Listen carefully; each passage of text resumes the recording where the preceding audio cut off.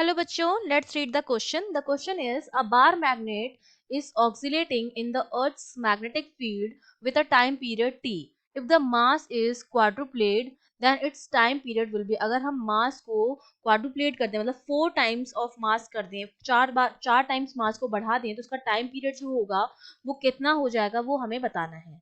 तो देखिए, इस क्वेश्चन को सॉल्व करने के लिए हमारा जो की कॉन्सेप्ट रहेगा उसमें हमें पता होना चाहिए कि अगर कोई बार मैग्नेट ऑक्सीलेट कर रही है, सिंपल हार्मोनिक मोशन कर रही है, तो उस सिंपल हार्मोनिक मोशन के लिए जो टाइम पीरियड होता है ऑक्सीलेशन का, that is given by 2 pi under root I upon MBH, जहां पर BH जो है वो हॉरिजॉन्टल कंपोनेंट है मैग्नेटिक फील्ड का, I जो है वो मोमेंट ऑफ इनर्शिया है और M जो है वो मैग्नेटिक मोमेंट है।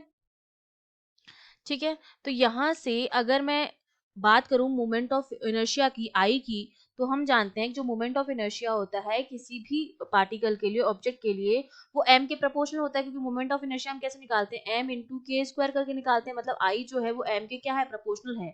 और अगर मैं बार मैग्नेट को एक l लेंथ की रॉड भी मान लूं, तो उसका जो मोमेंट ऑफ इनर्शिया आएगा अबाउट इट्स ओन एक्सिस, वो रॉड के लिए कितना होता है, ml² अपॉन 12 होता है। मतलब इसके लिए आई जो आ रहा है वो m के क्या आ रहा है, प्रोपोर्शनल आ रहा है।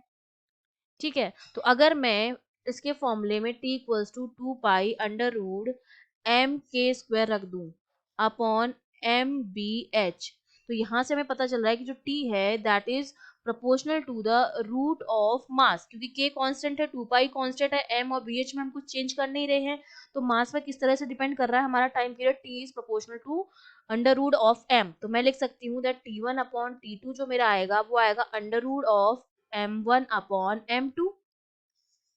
इनिशियली हमने मान लिया टाइम पीरियड t1 जो था वो t था, और t2 हमें कैलकुलेट करना है।